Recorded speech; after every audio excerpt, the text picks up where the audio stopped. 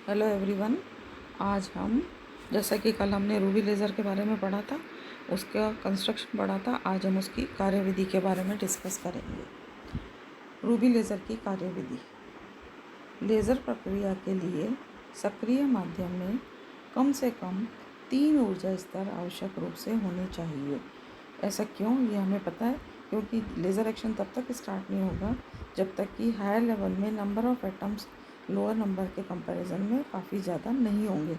इसलिए हम ज़्यादातर वही सब्सटेंस, वही मटेरियल यूज़ करेंगे जिसके अंदर मेटा स्टेबल स्टेट्स प्रेजेंट होती हैं।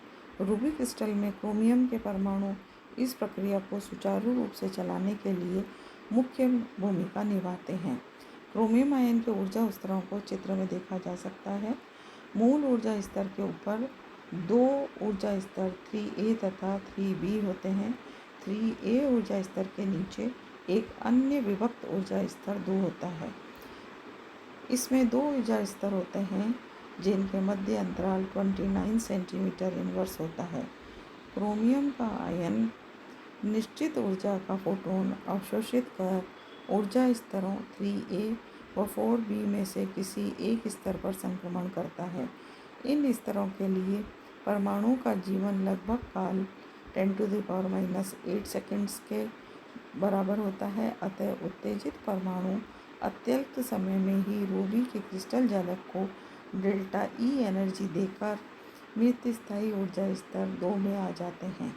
यहाँ परमाणु लंबे समय, लगभग 10⁻³ सेकेंड तक रहता है। तो जैसा हम देख रहे हैं 10⁻⁸ सेकेंड ही रह सकता था एक्साइटेड स्टेट में। मेटा स्टेबल स्टेट में ये 10⁻³ सेकेंड, मतलब 10⁵ टाइम्स ज़्यादा टाइम तक रह सकता है। यह लंबा समय साधारणतः उत्तेजन समय की तुलना में 10⁵ गुना अधिक होता है।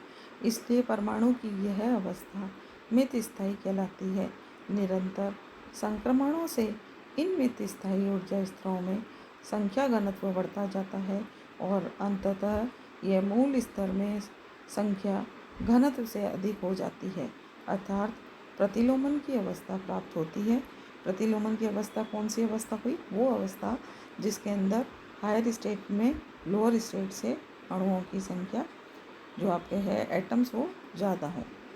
रूबी क्रिस्टल की छड़ पर ज़ीनॉन गैस विसर्जन नली, जिसमें 1 मिलीसेकंड के अंतराल में क्षणदीप या फ्लैश लैंप प्रकाश उत्सर्जित करता है, ये फ्लैश लैंप इसके ऊपर आपतित कराया जाता है, जिससे कुछ क्रोमियम के परमाणु मूल ऊर्जा अवस्था में 5600 एंगस्ट्रॉम के हरे रंग के प्रकाश के फोटोन अवशोषित कर 3A ऊर्जा स्तर में पहुंच जाते हैं तथा दूसरे कुछ क्रोमियम के परमाणु 4100 एंगस्ट्रॉम के फोटोन अवशोषित कर 3B ऊर्जा स्तर में पहुंच जाते हैं।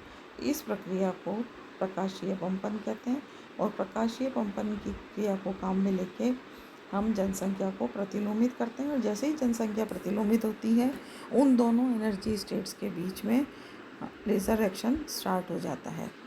अब 3A व 3B ऊर्जा स्तर पर उत्तेजित आयन क्रिस्टल जालक को ऊर्जा डेल्टा ई देकर मृत स्थायी ऊर्जा स्तर पर आ जाते हैं। इन संक्रमणों से प्रकाश उत्सर्जन नहीं होता है। मृत स्थायी ऊर्जा स्तर का जीवन काल सामान्य ऊर्जा स्तर के जीवन काल से लगभग 10⁵ टाइम्स ज़्यादा होता है। इसलिए निरंतर कंपन क्रिया द्वारा मृत स्थायी स्तर पर परमाणु की संख्या में वृद्धि हो जाती है। जब मृत स्थायी स्तर पर परमाणु की संख्या घनत्व मूल स्तर के सापेक्ष अधिक हो जाता है तो स्वतः उत्सर्जन नगण्य हो जाते हैं और उद्दीप्त उत्सर्जन की प्रधानता हो जाती है। जब उत्तेजित आयन ऊर्जा स्तर 2 में से 1 में संक्रमण करते हैं और तब परिणाम स्वरूप λ=5943 एंगस्ट्रॉम तथा λ=6929 एंगस्ट्रॉम के फोटोन उत्सर्जित होते हैं, जैसा कि चित्र में दिखाया गया है। साधारण 6943 एंगस्ट्रॉम के फोटोनों को ट्रिगर किया जाता है क्योंकि इन फोटोन के उद्दीपन द्वारा उत्सर्जन की प्रायिकता 6929 एंगस्ट्रॉम तरंग वाले फोटोन के कंपैरिजन में 1.4 गुना अधिक होती है। इस तरह हमारा लेज़र एक्शन स्टार्ट हो जाता है। यदि उद्दीप्त उत्सर्जन से उत्पन्न फोटोनों में से कोई फोटोन रूबी छड़ के अक्ष के अनुदिश गतिशील होता है तो उसका समांतर दर्पणों के बीच बहुपरावर्तन या मल्टीपल रिफ्लेक्शन होता है। इसी दौरान उसका फोटोन ऊर्जा स्तर 2 से किसी आयन के संसर्ग में आता है तो इससे भी उद्दीपन द्वारा अपने जैसा फोटोन उत्सर्जित करवा देता है। दोनों फोटोन पूर्णतया कला संबद्ध होते हैं। इस प्रकार बार बार परावर्तन से तथा अन्य आयनों के उत्सर्जन के लिए उद्दीप्त करने की कला संबद्ध फोटोनों की संख्या बढ़ती जाती है और इससे कला संबद्ध उद्दीप्त उत्सर्जन निरंतर प्रवर्धित होता जाता है, एम्प्लीफाई होता जाता है। इस प्रकार अक्ष के अनुदिश एक फोटोन पुंज बन जाता है।